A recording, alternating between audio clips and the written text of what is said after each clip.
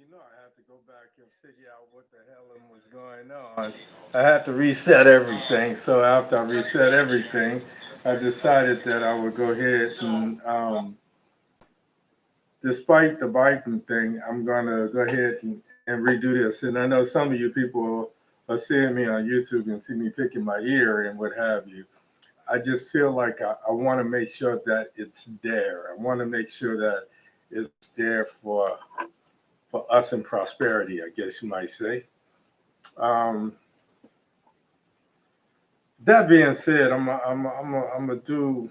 This is my first time doing the retake on the same night. This is what 8:45, and I'll catch the biting thing on his town hall meeting. I'll catch it on replay, but I wanted to see.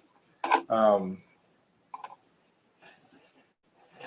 I wanted to go and do this so that it would for those people that follow me on YouTube, so that you'll have this as well. Because one of the things that I've not been able to do is save my stuff from Facebook the way I used to. So that's the reason that I'm going to YouTube, and I'm not going to stop there. I'm going to look at other um, podcast platforms. Eventually, I may go ahead and just bite the bullet and become more corporate. I don't know. But no, I think it's important, especially now in the next 47 days, that I have an independent voice to say what I want to say in the way I want to say it. Um, so this is take two. Where we at, people? Good night, good evening, good evening. Let's go ahead and do this, just like I would have did an hour ago, right? So what I'm gonna do is I'm gonna do the same show. So if you saw it before, I promise you this will be even better. It's gonna be even better because now I got some of those things taken care of. Those technical difficulties, I guess you call them. So I want to say, huh? Can't keep your man down. You can throw it at me, but I'll be like the Matrix. I'm gonna kneel on your behind, and I'm still coming back. I'm gonna make sure that this message gets out because it's important. We got 45, 47 days to get this done. And I keep saying 45. I don't know why I want to say 45, and maybe subconsciously I'm not counting the weekend. But we got 47 days to get this done. So here we are. Doing what you're doing it, what you look like you're doing. I'll fix that shit. You can't stop me from it. Expressing myself. No. In the living room too. Everybody in the studio with me. Let's the kangaroos. So let the horns do the thing they do. Bounce everybody. Uh, uh, uh.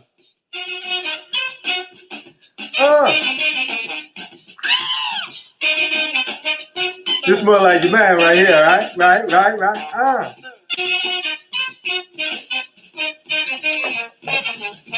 Oh, well, I'm gonna go ahead and cut that because y'all know what happened. Y'all know what happened. Y'all know what happened. As I did before, I want to start off by just a solemn word to those people that are dealing with Sally, um, the Alabama people, the Atlanta people, my people in Montgomery, Mobile, et cetera, Gulf Shores, but people hit it up in its path, losing power and what have you. Big shout out to you. And then shout outs and prayer to my people on the West Coast with no sign of relief with the wildfires and global warming and all that has to do with that. But we could redirect. If I had those powers, I would redirect some of that rain. I would redirect Sally to the Pacific Northwest and take care of that. But anyway, welcome to the show. Good evening to everybody. If you saw me before, you're going to see me one more again. Uh, I am doing what I'm doing.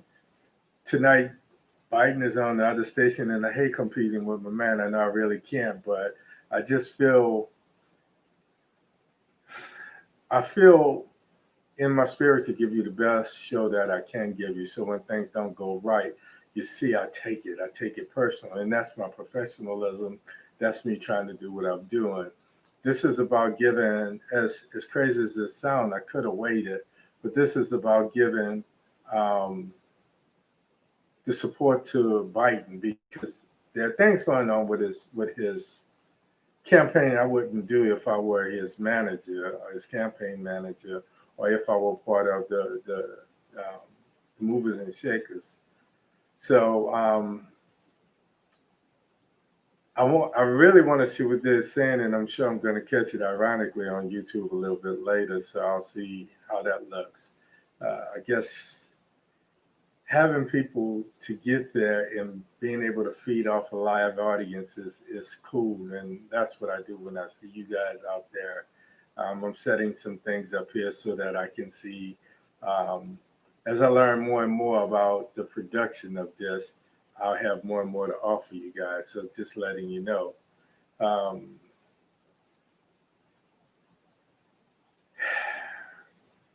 I'm doing this again because we got about 47 days as Democrats, as independents, as concerned citizens, as mothers, fathers, grandparents to vote delusional Donnie out of office.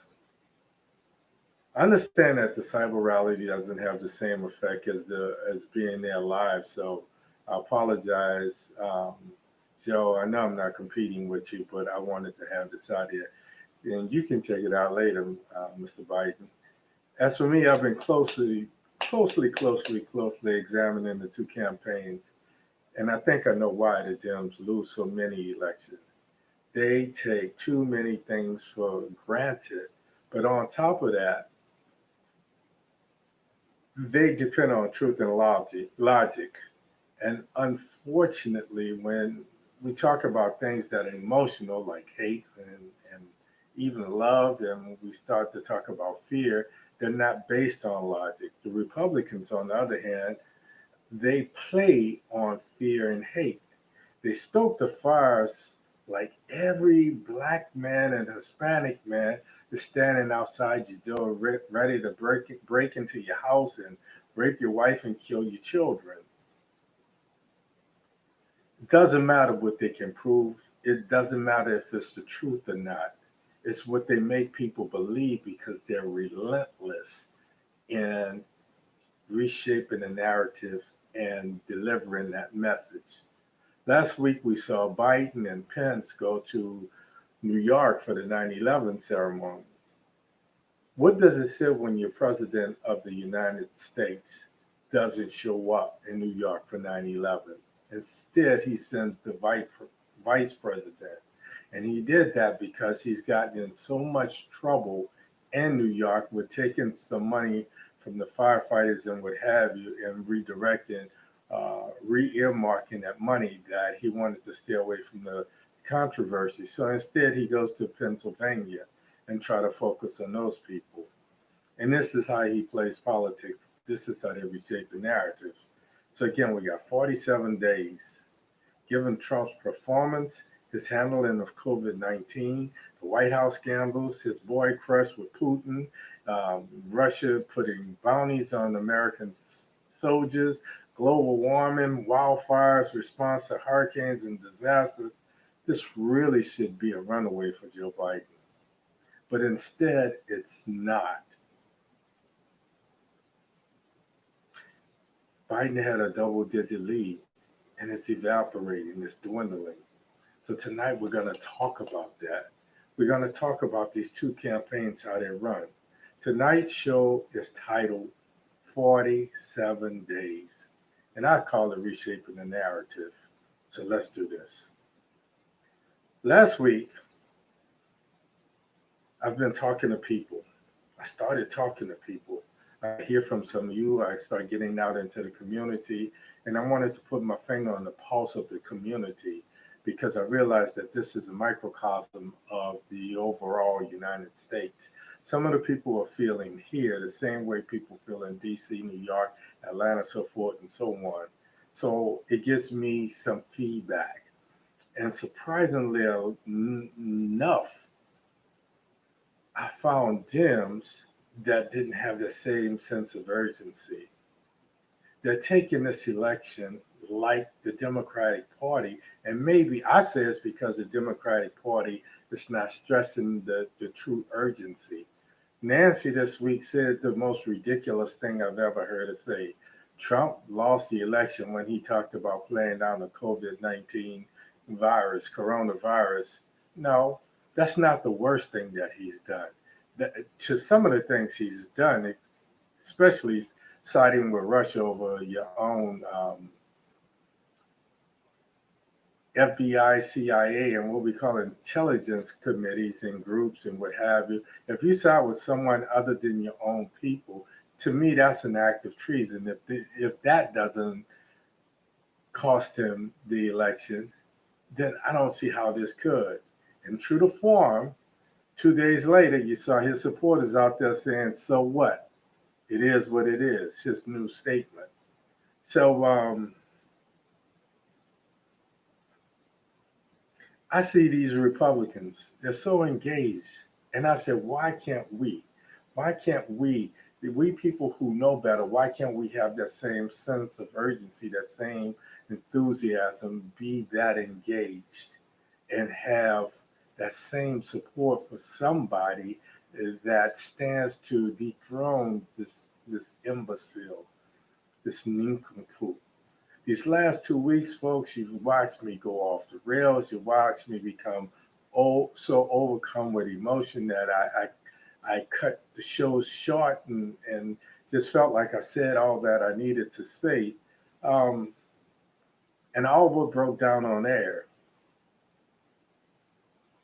Truth be told, I wonder why there aren't more people that feel that way. I already don't sleep the full night, but I find myself sleeping even less now. And I know it's because I feel a responsibility to do something. I find myself imagining the possible scenarios of the next 4 years, and it's frightening. It's a nightmare. Then again, I ask myself, how can one group of people sit back and wait on God while another group of people use everything within their power to effect their desired outcome? And I'm not taking anything from anybody's faith. My spirituality is as strong as anybody's, I promise you that. But I understand that my God does not want me to have to wait on heaven to be satisfied, to be happy, to be full. After Muhammad Ali and some of these other, Muhammad Ali Jr., excuse me, and some of these other sellouts, Oreos, whatever you want to call them, came out with the support for Trump, I found myself wondering, what would Martin Luther King do if he were alive today? Then I looked at the contrasting styles of Biden and Trump's campaign, and I looked at YouTube, and I noticed no matter what you watch, it doesn't matter the video. There's a Trump video, campaign video that follows your video that you search for. Then I looked at Biden. I listened to his commercials. I wanted to see what he was saying and why it wasn't resonating, why it wasn't striking a chord. Biden's talking about healthcare. He focuses on that. He's made that one of his stalemates. He goes on to tell you why Obamacare is personal and why everybody should be afforded health care. He tells the story of his wife and daughter dying and being sworn in the emergency room.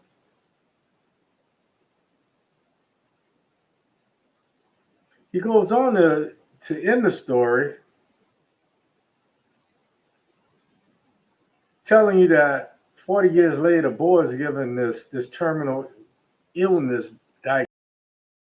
And he says he couldn't imagine what it would have been like if the insurance companies told him he was on his own. And I said, why aren't people hearing this? Why aren't more people connecting with this? Then he talks in another commercial about the proposed cuts by Trump and Moscow Mitch. And they're talking about doing away with the tax that basically funds Social Security. And I'm not even going to get into the difference between an entitlement and a right. But let's just say that healthcare is a right. And if you don't believe it, those same people that are cutting healthcare for you and I, they are guaranteed healthcare through National Naval Medical Center or whatever it's called now, Walter Reed National Naval Medical Center or whatever. No matter where they are, they can walk into a hospital and get the best of the best. And imagine if every American just had a fraction of that type of coverage. So many of us have paid into Social Security so that it would be a part of, if not the only part of, our retirement in our golden years. And they're talking about doing away with that. So my children and my children's children, there may not be anything around. The problem with that, Trump has bankrupted every company he took over, and he siphoned the profits. And the profits are usually the money that has been invested in the retirement and pension plan. So he takes that money that was allocated for retirements and pensions, he siphons that money off, and then he bankrupts the company, this country.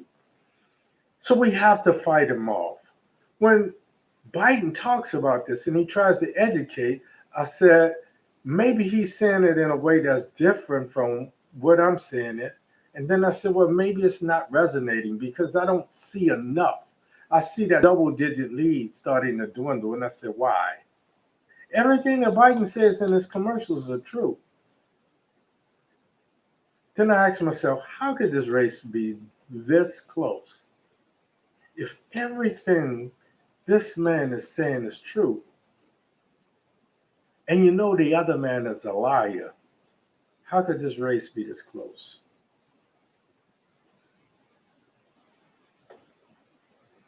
Trump.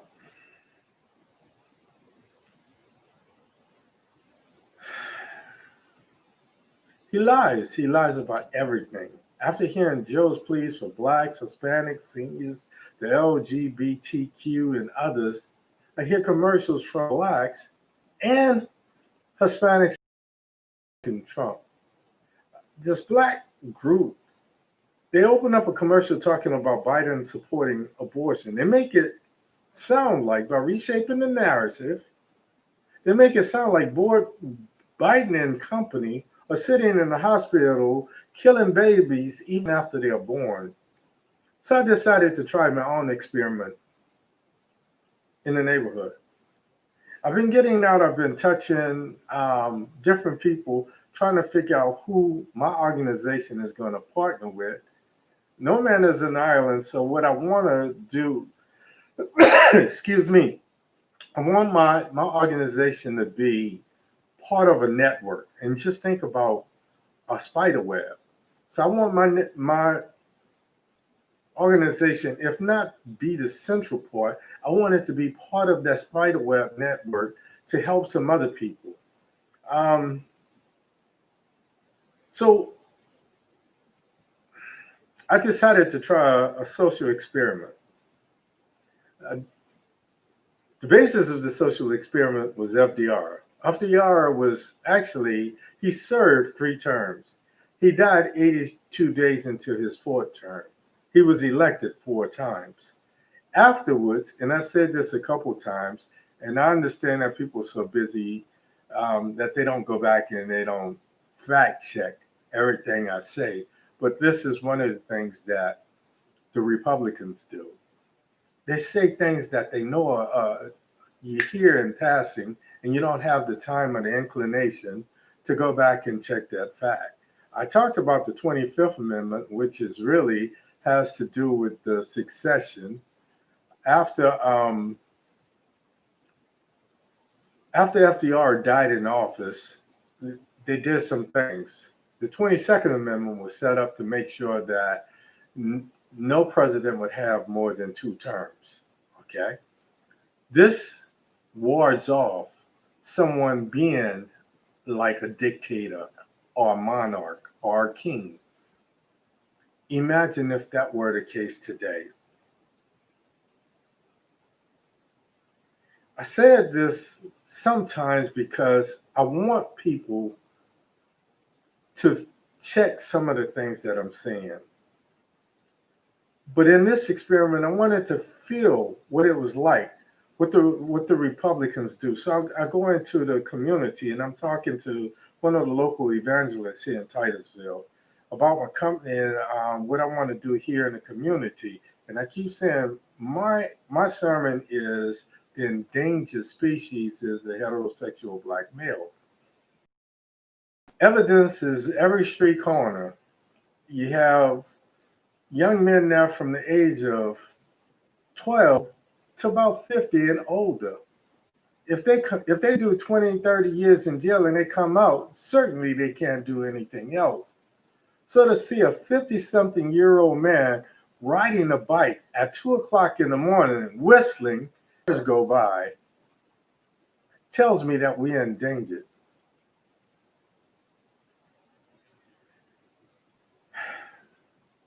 This woman brought a Howard alum who's recovering from an addiction. This brother knew enough and he was sharp. So when I started to talk about FDR, he fact checked me, he corrected me. But I played Republican. I talked louder than him, I talked over him, and I made sure that my message was relentless and that nobody could ignore it. This brother got so frustrated that he just clammed up and he withered. I, on the other hand, I said, so this is how this works. And then in the back of my mind, I said, why can't we do this? Why can't the Dems do this with the truth? Why can't they be relentless? Why can't they be repetitive? Why can't they be ad nauseum and redundant? Why can't they deliver the message so much that it becomes what it is, the truth, and part of your psyche?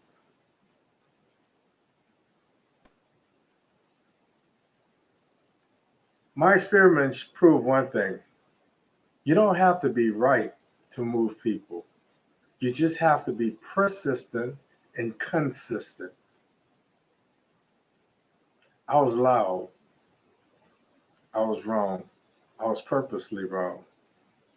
I reshaped the narrative to say what I wanted to say, to serve my own purpose, my own selfish purpose. Enough already. Trump has never stopped supporting those racist individuals who follows his cues and do his bidding. They commit crimes, etc., etc., etc.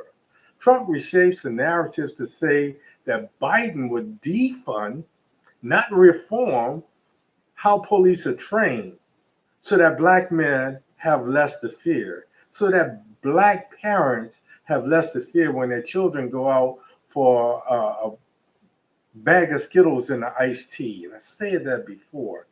Suddenly, Trump has so-called notable blacks coming out of the woodwork to support him. Some of these folks we haven't heard from ever in life. Some of them, they've been gone from the consciousness so long, you have to be over 45 or 50 to even know who they are. But I asked myself, where was Herschel Walker? Where was Martin Freeman? Where was Tracy Morgan? Where was Lil Wayne when George Floyd and Ahmaud were being senselessly killed? Where was the outrage? Where was their voice speaking out against that injustice? Then I think no matter what you watch on YouTube, Trump has a commercial cue to follow. No matter what, Black, Hispanic, and urban radios, it doesn't matter what station you listen to. It doesn't matter if you're listening to Ricky Smiley or what's his name, Steve Harvey or whatever, or jazz. Before, during, and after the program, are these commercials targeted for us to get his message across? And it's not enough of the Biden narrative. I said it's somewhat brilliant, but then maniacs can be smart too.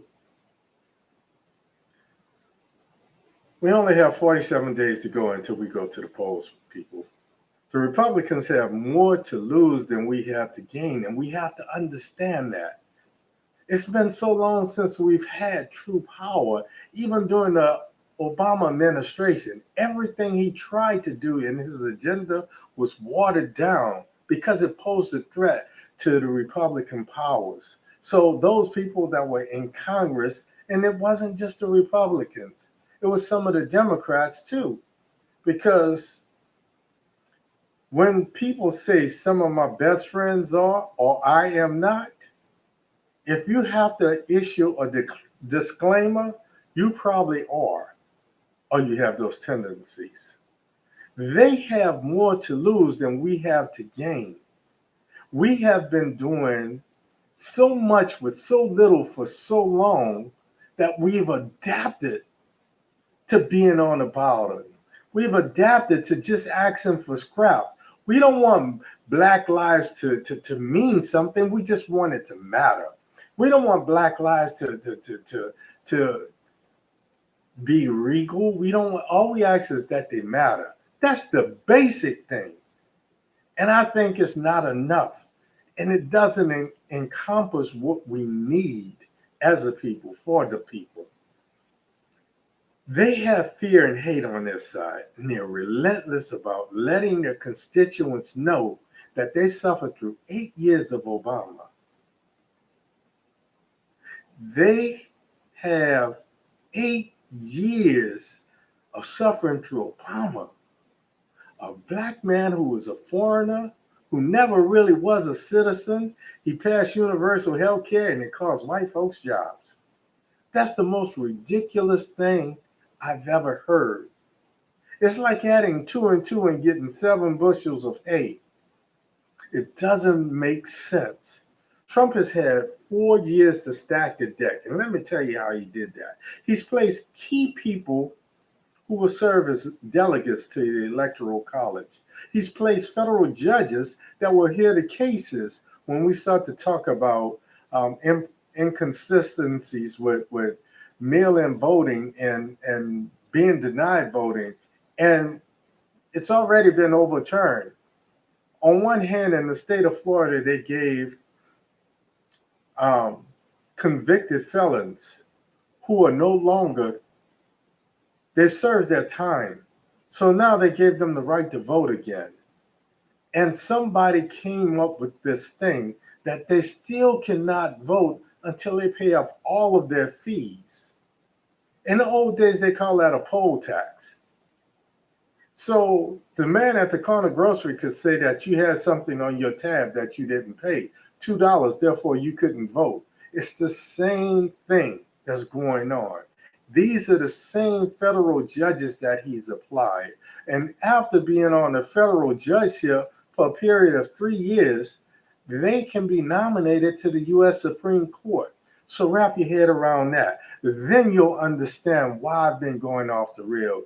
Then you'll understand why I take this so personal. Then you'll understand why I'm doing this why I'm doing this the way I'm doing it, with the amount of enthusiasm and sense of urgency. He's empowered the most hateful, racist people to boldly walk down the street with every type of weapon known to man. He's lied. He reshaped the narrative to make his lie the gospel, and all we have is a slim chance to show up and show out at the polls. Let's not sleep it. This election has to be a landslide, and even then, he will not concede. Per his usual, the cheater will claim that everybody else has cheated because he knows that he cheated. He's appointed a postmaster general to slow down the mail in urban areas in battleground states. He's encouraged his friend Putin to put in his 2 cents and interfere. He had the audacity, the mitigated gall to stand on the White House lawn and told China to investigate the Bidens.